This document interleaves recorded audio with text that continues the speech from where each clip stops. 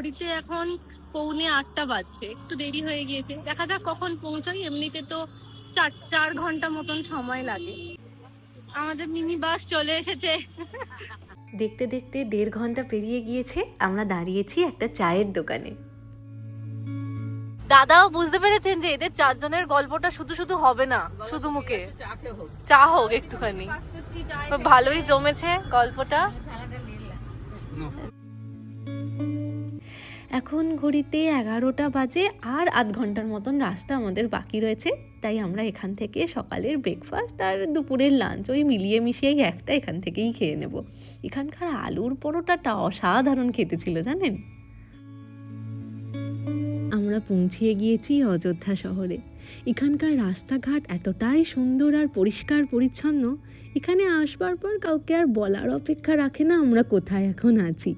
রাস্তার প্রতিটি কর্নারে, প্রতিটি দেওয়ালে, আশেপাশের পিলারে সব জায়গায় ভগবান শ্রী রামচন্দ্রের কারুকার্য আর তাকে ঘিরে নানান ধরনের গল্প। সত্যি যেন মনে হচ্ছে পুরো শহর জুড়ে ভগবান শ্রী রামচন্দ্রকে নিয়ে উৎসব চলছে। যেন মনে হচ্ছে আমিও অনেকটা সময় পিছিয়ে সেই রামচন্দ্রের রাজ্যে এসে পড়েছি। এখানে লতাজিকে স্মরণ করে একটা বীণা রাখা রয়েছে। অসম্ভব সুন্দর চারপাশটা, বলে বোঝাতে হয়তো পারবো না। চলুন, আমাদের ফার্স্ট স্টপ হচ্ছে সরজু নদী, যেখানে ভগবান শ্রী রামচন্দ্র জল সমাধি গ্রহণ করেছিলেন। রাম সীতার জীবনের সঙ্গে জড়িয়ে থাকা এই সরজু নদী রামের বাল্যকাল থেকে শুরু করে একেবারে বনবাস পর্যন্ত সব কিছুরই সাক্ষী। তাছাড়াও রামায়ণের পাতায় পড়া শ্রাবণ কুমারের গল্প তো আমরা কম বেশি সকলেই জানি। তো সেই শ্রাবণ কুমার তার বৃদ্ধ মা বাবার জন্য এই সরজু নদীর থেকেই জল আনতে এসে দশরথের হাতে নিহত হন। ইতিহাসের পাতায় পড়া সেই সরজু নদী আজ আমার চোখের সামনে।